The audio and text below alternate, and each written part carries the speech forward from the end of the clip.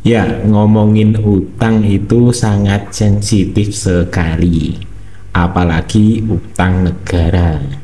Di sini Bu Megawati pidato atau menyampaikan bagaimana keadaan utang yang berada di Indonesia atau yang ditanggung oleh pemerintah Indonesia. Apakah masih aman atau tidak?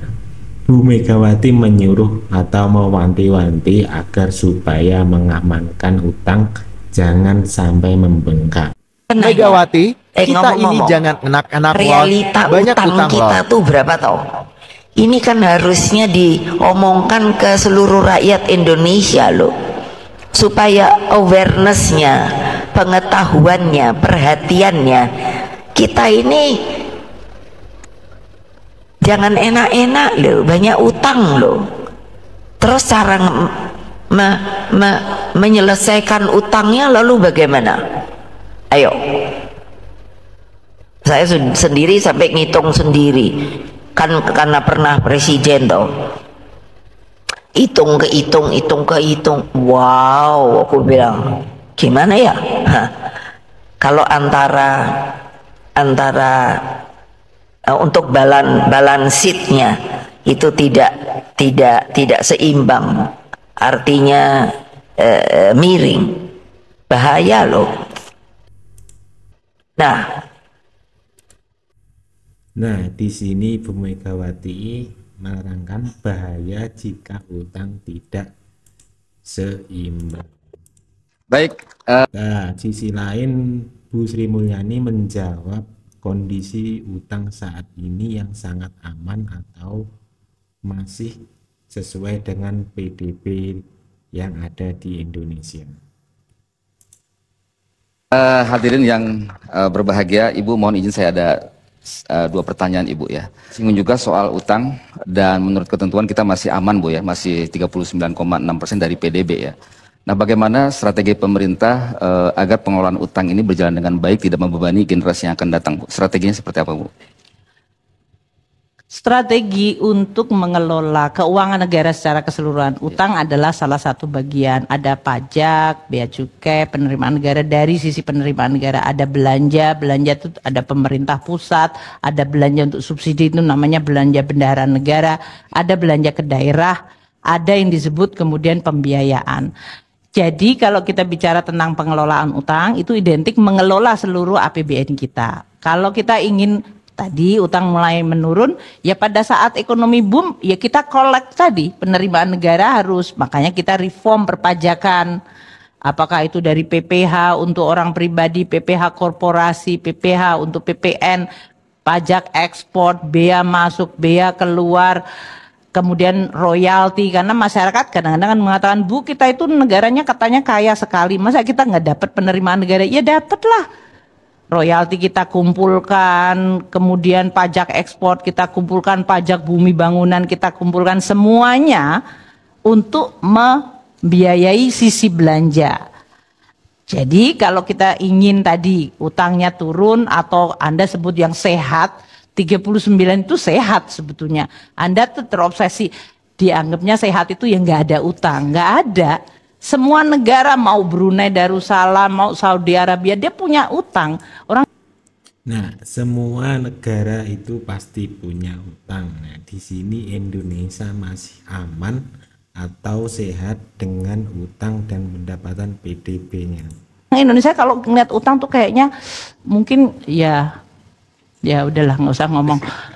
Jadi kita mengatakan kita kelola sama seperti itu tadi. Jadi kita akan membuat tadi, kalau kita bicara tentang pengelolaan utang sendiri tadi, sumber utangnya dari mana? Masyarakat kita sekarang kepengen beli surat berharga negara. Kalau saya sekarang kemarin surat berharga retail, surat berharga syariah, itu yang beli sampai kita kasih alokasi, mereka bilang kita butuh lagi. Rakyat butuh surat investasi.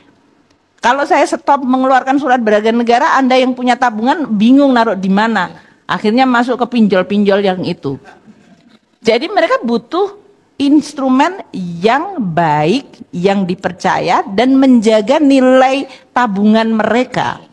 Makanya pemerintah makin banyak surat berharga negara isu di dalam negeri. Dari mulai masyarakat nih, anak-anak mahasiswa sekarang udah banyak. Yang di bawah 20 tahun sekarang mereka menjadi investor. Mereka bisa beli dengan 500.000 rupiah.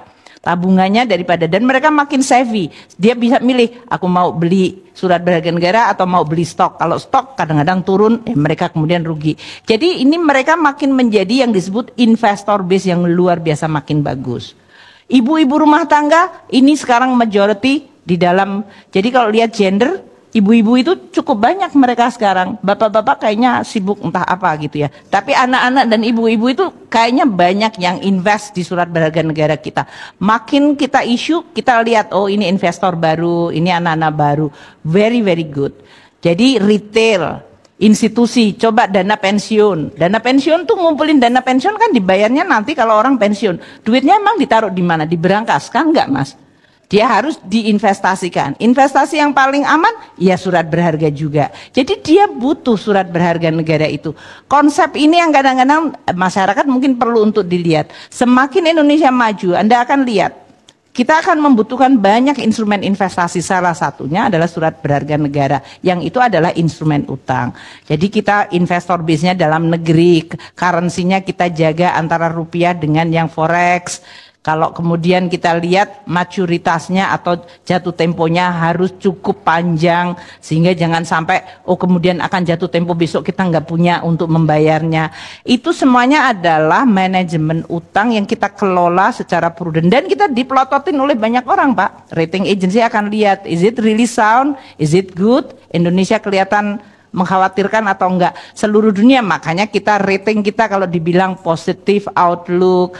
Sekarang triple B, kita akan masuk investment grade yang moga-moga masuk ke dalam grade A. Itu yang menggambarkan bahwa ya baik-baik saja tadi, sustainable.